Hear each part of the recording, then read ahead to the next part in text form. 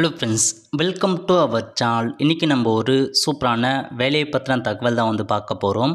அதாவது Tamil Nadu mercantile bank limited இருக்குது பாருங்கள், அங்கேருந்து உங்களுக்கான வேலையை இப்போ தெரிவிச்சிருக்காங்க.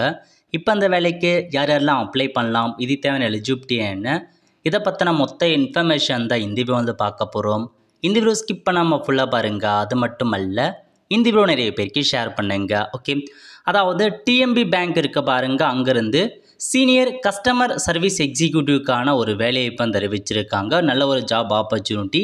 இந்த வேலைக்கு நீங்கள் எப்போ அப்ளை பண்ணலாம் அப்படின்னா 28/2/2025 16/3/2025 வரைக்கும் இந்த வேலைக்கு அப்ளை பண்ணிக்கோங்க.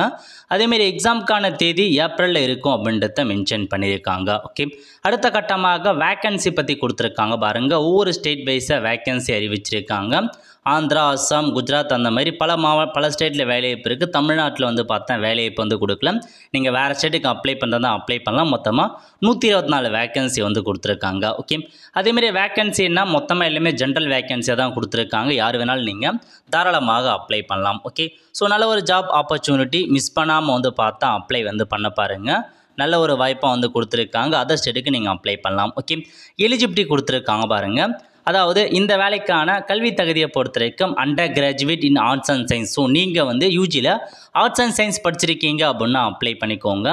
ஏஜ் லிமிட்டை பொறுத்த வரைக்கும் 30 வயசு வரையும் அப்ளை பண்ணலாம் அப்படின்றத சொல்லியிருக்காங்க. எக்ஸ்பீரியன்ஸ் இருக்கவங்களுக்கு முன்னுரிமை வழங்கப்படும் அப்படின்னு சொல்லியிருக்காங்க. அது தேவையில்லை, பட் முன்னுரிமை வழங்குவோம் அப்படின்ற மாதிரி மென்ஷன் பண்ணிட்டாங்க. செலெக்ஷன் ப்ராசஸை பொறுத்த வரைக்கும் சிங்கிள் எக்ஸாமினேஷன்ஸ் வைக்கிறாங்க. ஐபிஎஸ் முறைப்படி இங்கிலீஷில் தான் உங்களுக்கான கொஷின்ஸ் பேப்பர் இருக்கும் அப்படின்றத மென்ஷன் பண்ணியிருக்காங்க. ஸோ மொத்தமாக 150 கொஷினுக்கு எக்ஸாம் இருக்குது. 150 மதிப்பெண்களுக்கு எக்ஸாம் வைக்கிறாங்க. ஸோ அதுக்கப்புறம் ஃபேஸ் 2 பொறுத்த வரைக்கும் interview. So personal interview exam முடிச்சதுக்கப்புறம் இன்டர்வியூ வைக்கிறாங்க. அதை பேஸ் பண்ணி தான் உங்களுக்கு செலெக்ஷன் பண்ணுறாங்க. அதேமாதிரி எக்ஸாம் சென்டர் பொறுத்த வரைக்கும் சென்னையிலேயே உங்களுக்கான எக்ஸாம் சென்டர் இருக்குது. அதையும் நோட் பண்ணிக்கோங்க. இந்த வேலைக்கு அப்ளை பண்ணுறதுக்கு நீங்கள் 1000 ரூபாய் ஃபீஸ் பேமெண்ட் பண்ணுற மாதிரி இருக்கும். ஓகே, அடுத்த கட்டமாக சேலரி மற்றும் மற்ற இன்ஃபர்மேஷன்ஸ் கொடுத்துருக்காங்க. பெர் ஆனமுக்கே உங்களுக்கு நிறைய எக்கச்சக்கமான சேலரி ப்ரொவைட் பண்ணுறாங்க. ஸோ சேலரி பெர் மந்த்துக்கு 32,000 ரூபாய் கொடுக்குறாங்க. அதர் அலவன்ஸ் பார்த்தோம் ஒரு 16,000 ரூபாய், டோட்டல் 48,000 ரூபாய் இருக்க போது. இது இல்லாமல் உங்களுக்கு NPS bank contribution, gratuity, year medical insurance, life cover இந்த மாதிரி பல்வேறு வகையான பெனிஃபிட் இருக்க போது. நல்ல ஒரு ஜாப் அப்டேட்மே.